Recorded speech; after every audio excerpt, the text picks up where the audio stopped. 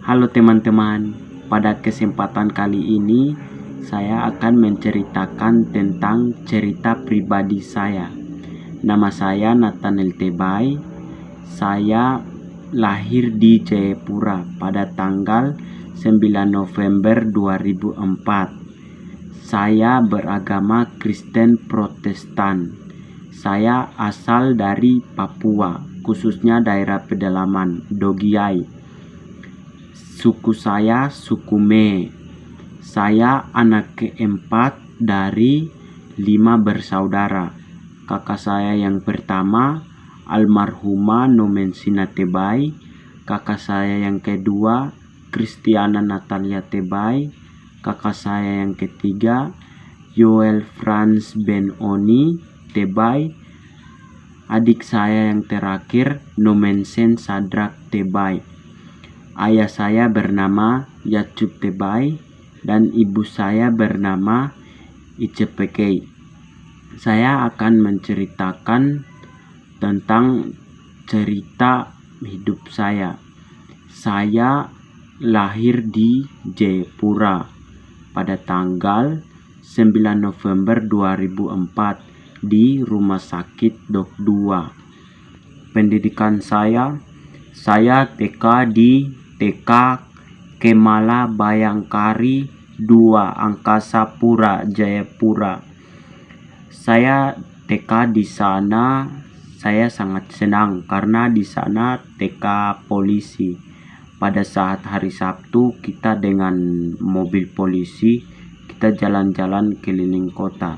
Di sana saya sangat senang, tapi di sana saya tidak sampai TK 0 besar. Saya hanya sampai TK 0 kecil saja. Pada tahun 2009, tahun 2010 saya dan keluarga saya pindah ke Nabire karena bapak saya dipindah tugaskan ke Nabire. Di Nabire saya tidak melanjutkan TK, tetapi saya langsung masuk SD. SD saya di SD Impres Kota Baru. Di sana saya masuk kelas 1B dan sampai kelas 6 saya sangat senang bisa bermain dengan teman-teman. Saya memiliki banyak teman yang baik dan akrab dengan saya. Singkat cerita, pada tahun 2017 saya lulus SD dan saya masuk ke SMP YPPK Santo Antonius. Di SMP YPPK Santo Antonius saya sangat senang karena saya berteman dengan banyak teman dari berbagai daerah di Papua ini. Ada dari Dogiai, dari Deyai, dari Wagete, dari Enaro. Banyak sekali teman-teman yang saya dapat di SMP YPPK Santo Antonius. Di SMP YPPK Antonius saya mengikuti kegiatan ekstrakurikuler vokal. Pada suatu ketika diadakan lomba paduan suara Pesparawi dan kami eskul vokal juga mengikuti lomba paduan suara tersebut. Lomba diadakan di gereja KSK. Pada saat itu kita berlatih di sekolah dan di gereja KSK. Singkat cerita, pada saat lomba dimulai ada Bapak Bupati yang menonton kita pada saat kita lomba dan ada beberapa juri duduk di depan. Pada saat menyanyi saya sedikit gugup, tetapi selesai dari itu saya sangat lega karena dapat bernyanyi di depan Bapak Bupati dan para juri. Dan selesai dari menyanyi itu kami tunggu sebentar dan kami pulang masing-masing ke rumah kami. Keesokan harinya dibagikan hasil dan hasil kami mendapatkan juara 3. Dan di situ saya sangat senang sekali. Kami juga dibuatkan sertifikat sebagai penghargaan telah mengikuti kegiatan lomba Pesparawi ini. Singkat cerita, pada tahun 2019 saya lulus dari SMP YPPK Santo Antonius. Pada saat lulus saya sangat sedih karena tidak bisa bertemu dan bermain dengan teman-teman saya lagi. Singkat cerita, sebelum mendengarkan hasil kelulusan, kakak-kakak dari SMA YPPK Adiluhur mensosialisasikan SMA YPPK Adiluhur kepada siswa-siswi SMP YPPK Santo Antonius. Pada saat kakak-kakak mensosialisasikan SMA YPPK Adiluhur, saya sangat senang karena saya sangat mengidamkan masuk SMA YPPK Adiluhur pada saat bersekolah di SMP YPPK Santo Antonius. Pada saat kakak-kakak dari SMA YPPK Adiluhur bertanya kegiatan apa saja yang ada di SMA Adiluhur, saya berhasil menjawab 2 kegiatan yang ada di SMA YPPK Adiluhur yang saya tahu, yaitu festival budaya dan open house. Karena kegiatan ini mengundang sekolah-sekolah lain untuk datang bergabung dan melihat kegiatan yang diadakan di SMA YPPK Adiluhur.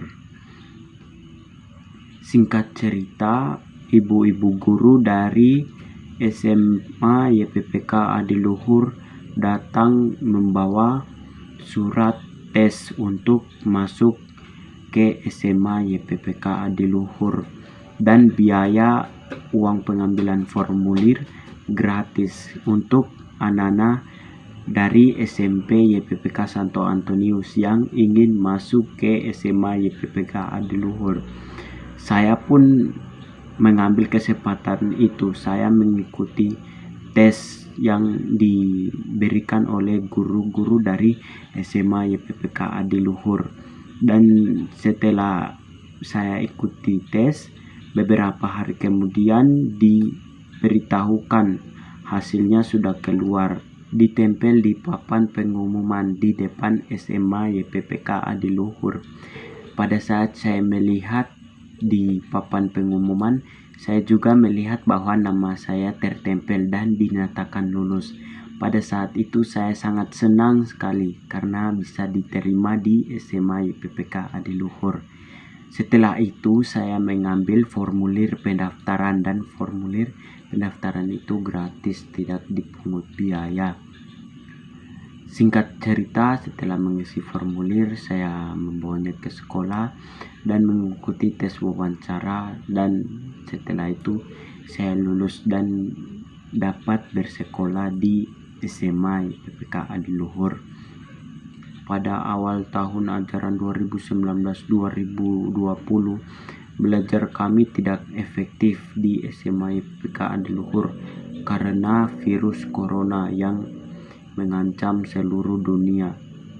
Dan pada saat itu sistem belajar kami online atau belajar jarak jauh, belajar dari rumah menggunakan handphone.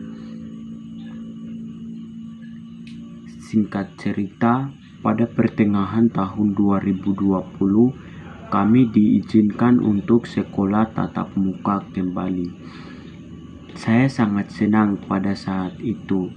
Walaupun tidak mengenal teman-teman lain, tapi saya sangat senang karena dapat bersekolah kembali tatap muka di sekolah. Tapi kami dibagi 2 kelompok. Ada kelompok A, ada kelompok B. Yang kelompok A datang hari Senin dan yang kelompok B datang hari Selasa. Jadi dalam 1 minggu itu kami hanya belajar 3 kali pertemuan di sekolah. Walaupun begitu saya sangat senang. Selama bersekolah di SMA YPPK Adiluhur ini, saya baru merasakan 3 kegiatan, Yang pertama itu ada open house. Pada saat itu walaupun corona, tetapi kita tetap melaksanakan open house dan mengundang beberapa sekolah dari luar untuk masuk ke SMA YPPK Adiluhur untuk mengikuti lomba-lomba. Dan yang kedua yaitu kelas meeting. Kelas meeting ini saya sangat senang karena dapat mengikuti kegiatan kelas meeting ini. Terus yang ketiga, kegiatan Almici. Saya sangat senang bisa ikut dalam kegiatan Almici, walaupun awal-awal tidak senang karena waktu libur kami gunakan hanya untuk pelatihan Almici. Hingga sekarang saya sudah kelas 3 di SMA YPPK Adiluhur ini. Saya sangat senang bisa bersekolah di SMA YPPK Adiluhur. Demikian secara cerita pribadi hidup saya.